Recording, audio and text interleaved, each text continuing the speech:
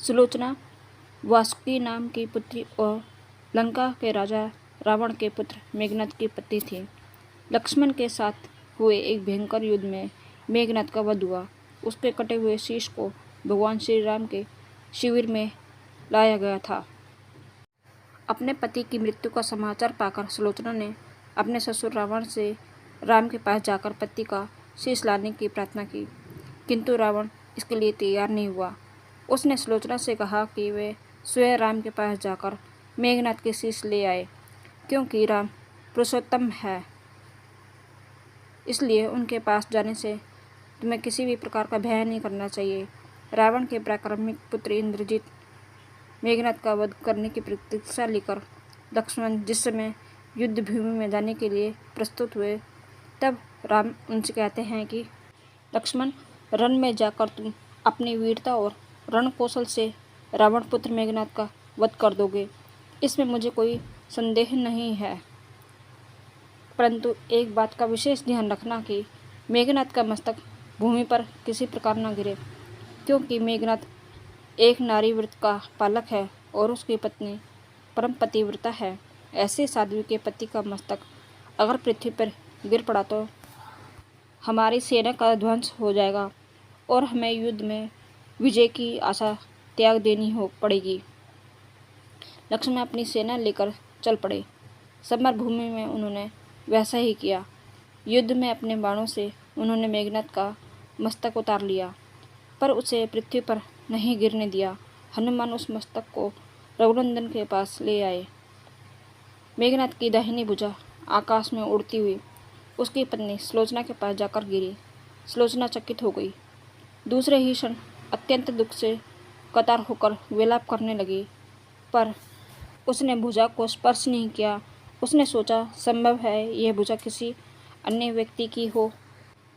ऐसी दशा में परपुरुष के स्पर्श का दोष मुझे लगेगा।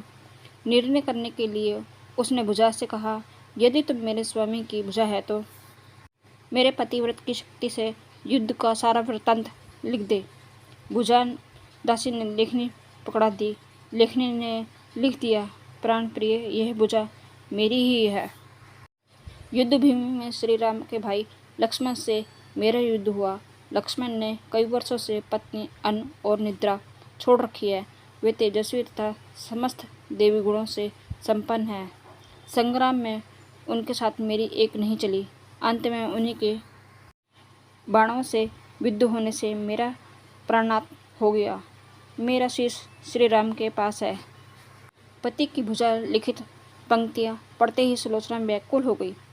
पुत्र वधू के विलाप को सुनकर लंकापति रावण ने आकर कहा, शोक न कर पुत्री, प्रातःकाल होते ही शस्त्रों मस्तक मेरे प्राणों से कटकर पृथ्वी पर लौट जाएंगे। मैं रक्त की नदियाँ बहा दूंगा।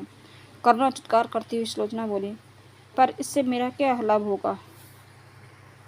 पिताजी, सहस्त्रों नहीं करोड़ों शीश भी मेरे स्वामी के शीश के अभाव की पूर्ति नहीं कर सकेंगी। सुलोचना ने निश्चय ही किया कि मुझे अब सती हो जाना चाहिए, किंतु पति का शव तो रामदल में पड़ा हुआ था। फिर वह कैसे सती होती?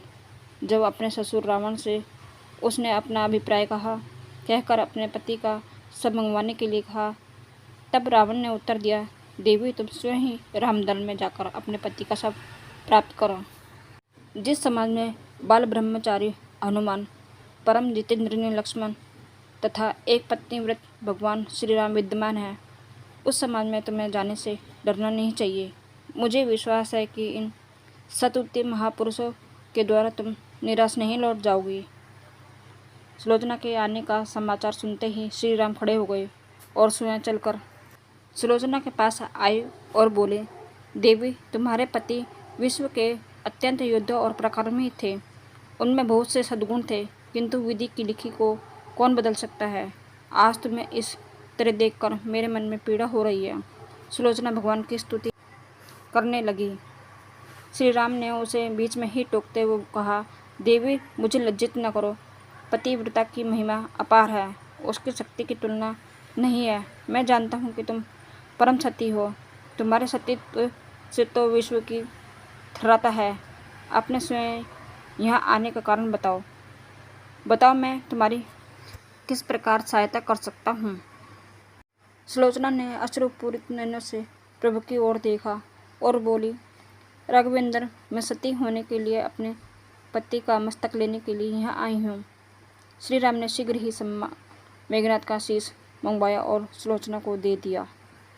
पति का छिन्न शीश देखते ही सुलोचना का हृदय अत्यधिक द्रवित हो गया। उसकी आंखों बड़ी जोरों से बरसने लगी।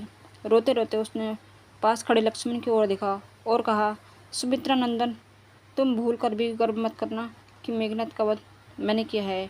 मेघनाथ को धराशायी करने की शक्ति विश्व में किसी के पास नहीं थी। यह तो 2 पतिव्रता नारियों का भाग्य था। आपकी पत्नी भी पतिव्रता है और मैं भी पति चरणों में अनुरक्ति रखने वाली हूँ, उनके अन्य उपासिका हूँ। पर मेरे पति देव पतिव्रता नारी का अपहरण करने वाले पिता का अन्न खाते थे और उन्हीं के लिए युद्ध में उतरे थे। इसी से मेरे जीवन धन परलोक सिधारे। सभी योद्धा सुलोचना को राम शिविर में देखकर चकित थे। वे यह नहीं समझ पा रहे थे कि सुलोचना को यह कैसे पता चला कि उसके पति का शीश भगवान राम के पास है। जिज्ञासा शांत करने के लिए सुग्रीव ने पूछ ही लिया कि यह बात उन्हें कैसे ज्ञात हुई कि मेघनाथ का शीश श्री राम शिविर में है। सुलोचना ने स्पष्टता से बता दिया, मेरे पति की भुजा युद्ध भूमि में उड़ती हुई मेरे पास चली गई थी। उसी ने लिखकर मुझे बता दिया। व्यंग भरे शब्दों से सुग्रीव बोल उठे, निष्प्राण भुजा यदि लिख सकती है तो फिर तो ये कटा हुआ सिर भी हंस सकता है। श्री राम ने कहा, व्यर्थ बातें मत करो मित्र, पतिव्रता के महत्व को तुम नहीं जानते। यदि वह चाहे तो ये कटा हुआ सिर भी हंस सकता है। श्री राम की मुख कृति देखकर सुलोचना उनके भावों को समझ गई। उसने कहा, यदि मैं मन, वचन और कर्म से पति को देवता मानती हूँ तो मेरे पति का ये निर्जीव मस्तक हंस उठे। सुलोचना की बात पूरी भी नहीं हुई थी, कटा हुआ मस्तक जोरों से हंसने लगा। यह देखकर सभी दंग रह गए। सभी ने पतिव्रता सुलोचना को प्रणाम किया। सभी पतिव्रता की महिमा से परिचित हो गए थे।